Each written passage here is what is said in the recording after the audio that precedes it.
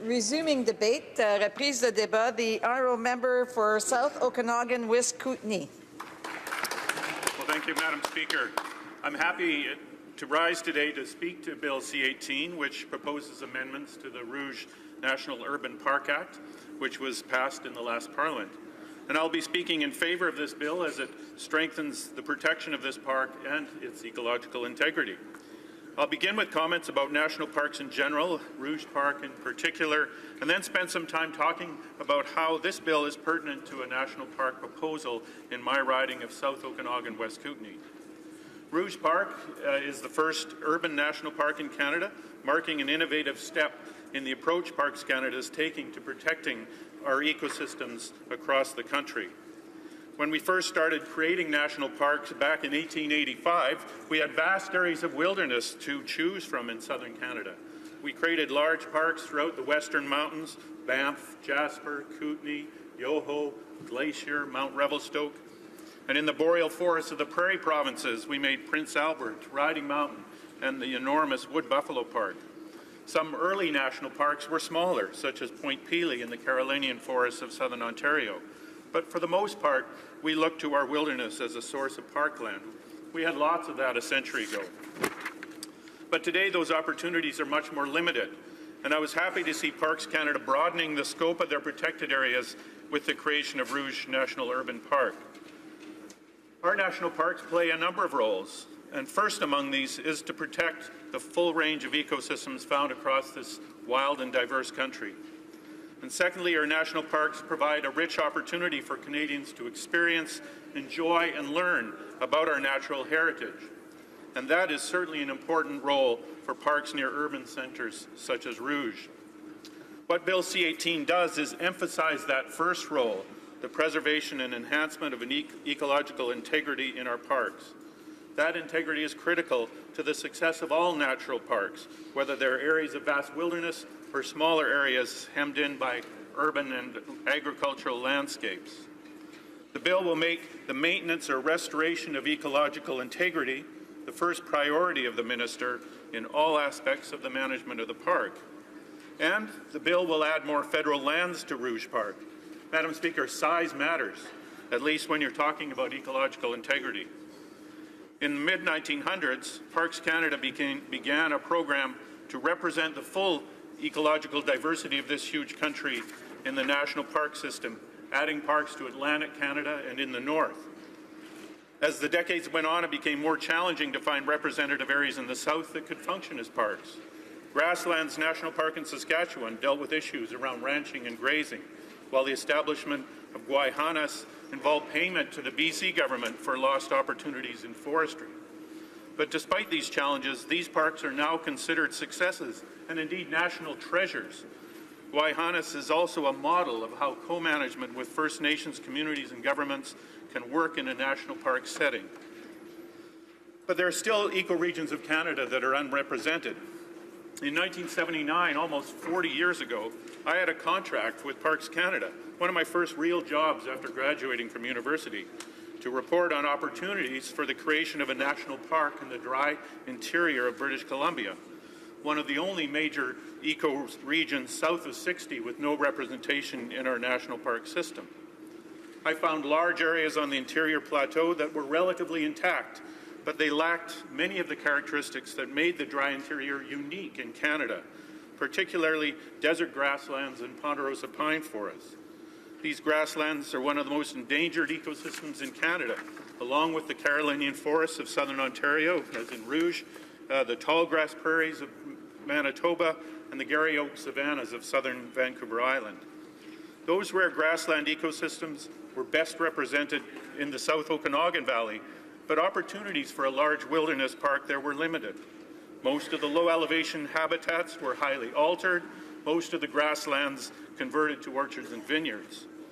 The land base is a complex mosaic of provincial, federal, First Nations, and private ownership. For various reasons, nothing was accomplished to create a national park in the dry interior BC for about 25 years. Then in 2002, an initiative began to bring together various groups in the South Okanagan to get a national park established there. Federal, provincial, and municipal leaders, First Nations and environmental groups lobbied BC and the Canadian governments and were successful in starting a feasibility study to look at the idea. While there's general local support for the park proposal, the situation is complex and there are many issues to consider.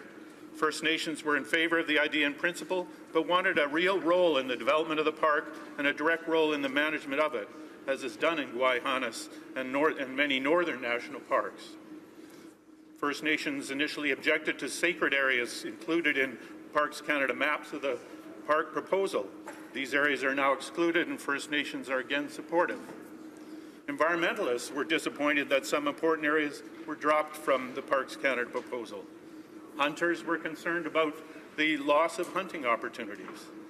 A large helicopter school was concerned, and still is, about assurances that their operations will not be affected by a new park.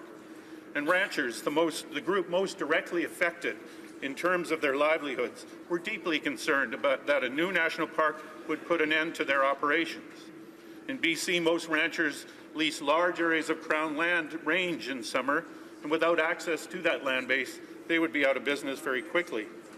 So it was a complicated situation, and it's perhaps not surprising that the process floundered for several years before the feasibility study was released with a positive answer in 2011. First Nations released their own study, again agreeing in principle to move forward with planning in 2013. Parks Canada spent some time working on a new policy to deal with ranchers' concerns. They eventually decided that for this park, grazing could be allowed exactly as it is now managed under the BC Forest and Range Act. Unfortunately, just before the talks could move on to the next stage, the BC government pulled out of the process. Again, the initiative languished until the province recently announced it was willing to come back to the table and talk about a national park. I was very happy to hear that decision, and I hope to see the process move forward once again. Like Rouge Park, a national park in the Okanagan would not be like the big wilderness parks across our country, but it is needed to protect the rare and diverse ecosystems in southern British Columbia. It will provide a big boost to the local economy. If other national parks in BC are anything to go by, it will create hundreds of direct and indirect jobs, all while protecting the local environment. And it will bring federal funding for the acquisition and management of the park. Yes, it will take time and continued dialogue to create, but we shouldn't give up on it simply because of those difficulties. And the innovation I see in the creation of Rouge Park sets a good example of how new national parks can and should be created in the future, as Canada's natural landscapes become increasingly fragmented. And I would point to the recent creation of Gulf Islands National Park as another model of park creation in a landscape of complex land ownership. Bill C-18 also broadens Parks Canada's ability to pay out funds from the new Parks and Historic Sites account. This measure will give the government greater flexibility in paying out funds for the acquisition of land to expand any national park, not just for establishing a new park. Again, this makes it easier to establish parks in areas of complex land ownership. Since the days of expropriating land for national parks is essentially over, private lands will only be added on a willing seller basis, and that is very difficult to arrange the moment a park is created. So to conclude, Madam Speaker, I would say that Bill C-18 strengthens the ability of Parks Canada to meet its mandate, it gives strong directions for ecosystem integrity, and creates room for innovative solutions to both park establishment and park management. It will keep Rouge Park as a national treasure, and I hope it will allow Parks Canada to continue to preserve the full diversity of our natural heritage, including the dry grasslands and forests of the South Okanagan Valley, for our grandchildren and their grandchildren. Lim Lim, thank you.